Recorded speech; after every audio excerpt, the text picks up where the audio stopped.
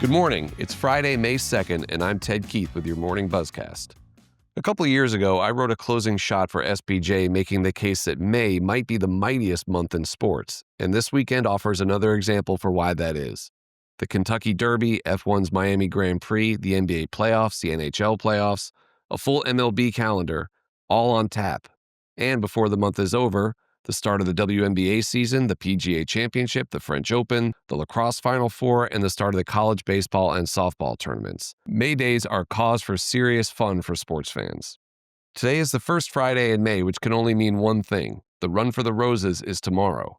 The 151st Kentucky Derby, long contested on the first Saturday in May, will be held as always at Churchill Downs, and it is the track itself that has been making headlines in recent weeks. Back in February, Churchill announced it was commencing a 3-year project that was expected to cost nearly $1 billion, the largest expansion and renovation in the 150-year history of the venue. That was on top of nearly $400 million worth of improvements that had been made dating back to 2022, led by Populous and Calhoun Construction, the two entities that were to lead the next stage of the renovation. However, just a couple weeks ago, Churchill Downs Incorporated announced that due to economic concerns, it would be pausing much of the scheduled work. Some of that work was expected to be completed in time for next year's Derby. A few smaller aspects of the reno will still take place. Churchill Downs Inc. will spend about $30 million on renovations of the mansion and the finish line suites, which are expected to be completed next April. The mansion will update the 6th-floor space that debuted in 2013, and work on the 5th-floor finish line suites will update 15 existing suites and increase capacity to 750 people. CDI will then reassess the rest of the planned work to figure out the best way to proceed. Sponsors are still lining up to be a part of the event, led by Brown-Forman, maker of Woodford Reserve Bourbon, the longest tenured sponsor of the event with involvement dating back to 1999. Ford expanded its role as the exclusive auto sponsor with naming rights for the Ford First Turn Club, a premium hospitality space that debuted in 2023. In all, there are 12 premium sponsors lined up for the event. The big news on the track for the 1.25 mile race is the return of the famed trainer Bob Baffert. Baffert was suspended for 3 years in 2021 after his horse, Medina, won the Derby but then failed a drug test and later died of a heart attack that year. Baffert trained both of the most recent Triple Crown winners, American Pharoah and Justified, and his return brings one of the biggest names in the sport back to its biggest race.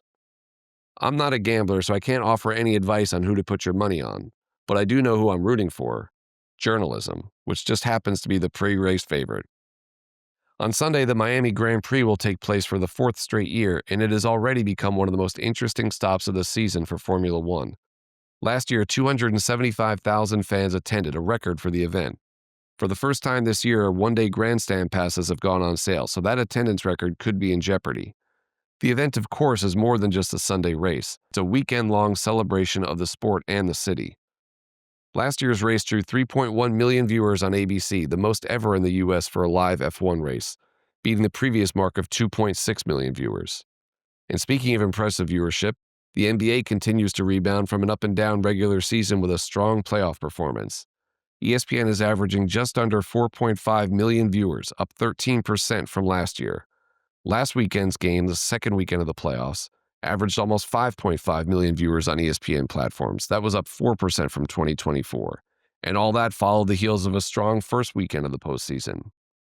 This weekend's slate could be hurt by the absence of the Los Angeles Lakers, as LeBron James' team was bounced by the Minnesota Timberwolves in the first round. But even without the Lakers, plenty of marquee teams remain.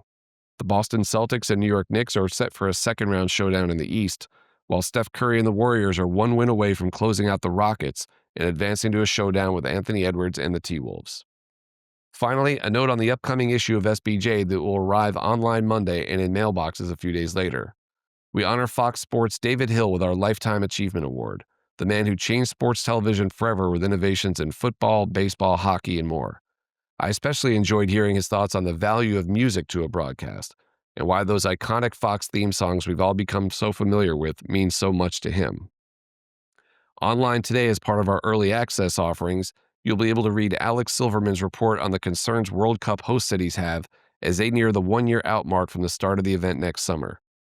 Few sponsorship deals have been announced yet, but that could soon change as the bid to put on what FIFA President Gianni Infantino called 104 Super Bowls in a month kicks into high gear. And Ben Fisher has a report on how the NFL is looking to further grow the draft. If you like the touch of having a bike parade in Green Bay, a nod to the years-long tradition of Packers players riding kids' bikes to summer camp, get ready for plenty more touches of local flavor. The NFL Draft was a great way to cap April, but as of yet, it has not tried to be part of the mammoth month of May. Hope you enjoy all of this weekend's offerings and those of the entire month. And don't forget, may the 4th be with you. I'm Ted Keith. Thanks for listening. We'll talk to you again next week.